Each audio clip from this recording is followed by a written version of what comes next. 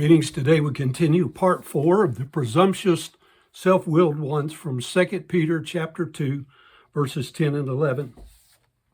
In 1 Timothy 4:2 it says, speaking lies in hypocrisy, having their conscience. This is Strong's 4893. It refers to the will. It says that it has been seared with a hot iron. 3 times in Romans chapter 1 we find 3 phrases where it says God gave them up or God gave them over to. In verse 24, it speaks of works when it says God gave them up to the uncleanness through the lust of their own hearts. In verse 26, speaking of words, it says he gave them up into vile affections. And in verse 28, he says he gave them up or over to a reprobate mind or will. Again, the word reprobate is the opposite of being approved. But in all 3, there is an emphasis upon the presumptuous self-willed of the one as you read the chapter. We will briefly consider the words here in verse 11, and next time in verses 12 through 14, we will deal with the works.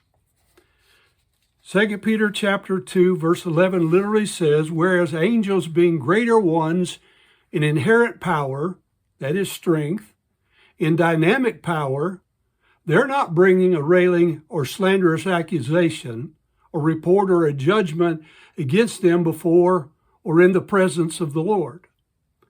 Jude 9 says, yet Michael, the archangel, when contending with the devil, he disputed about the body of Moses, durst not bring against him a railing accusation, but said, the Lord rebuke thee. Now, some people read that and say, well, there's only one archangel. I understand it says Michael is our archangel. But Daniel 10, verse 13 says, but the prince of the kingdom of Persia, and in context that would be Lucifer, withstood me, which is Gabriel speaking. If you look at chapter 9, verse 21, 1 in 20 days. But lo, Michael, here who is described as one of the chief princes, came to help me. And I remained there with the kings of Persia. So some people say only one, but Daniel 10:13 declares that Michael is one of the chief princes, which implies there's certainly more than one. And the Old Testament term chief prince is the equivalent to the New Testament term archangel.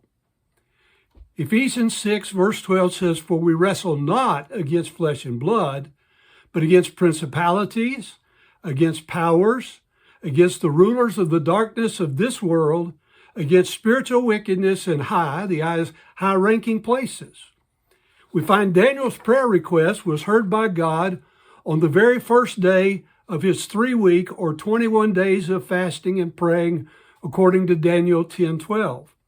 Then he said unto me, fear not, Daniel, for from the first day that thou didst set thy heart to understand and to chasten thyself before thy God, thy words were heard, and I am come for thy words.